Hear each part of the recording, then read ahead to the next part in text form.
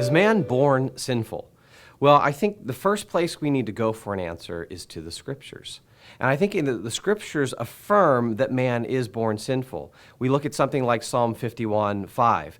David talks about being born into sin, being conceived in iniquity. Now, some people will say, well, no, that's referring to his mother's sin. I don't think so. I think when you look at the context of Psalm 51, David is talking about his own sin. He talks about being a sinner. He talks about, throwing himself on the mercy of God because of his sin, and then he makes this statement, I was born into iniquity. And so there's a passage that seems to affirm that we are born sinful.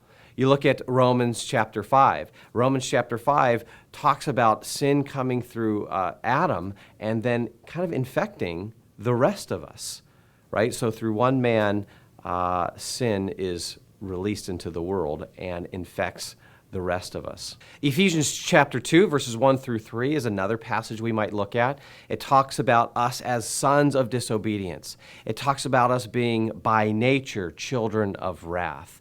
And so it seems to indicate that by nature we are sinful. Doesn't mean we have a separate sinful nature. I think the whole concept of a sinful nature is a mistaken notion that was kind of mistranslated in the NIV in Romans. We don't have a separate sinful nature. No, we have one nature. We have a human nature that's been marred by sin, that we are born sinful. So I think there are passages in Scripture that make it clear that we are born sinful.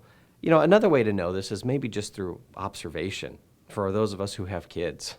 Right away, early on, we see our kids tend toward selfishness, tend towards sinfulness.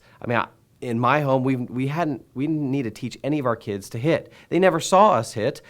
It just rose up within them naturally to hit when they're very young. And so even observation might affirm what Scripture affirms as true, that we are born into sin.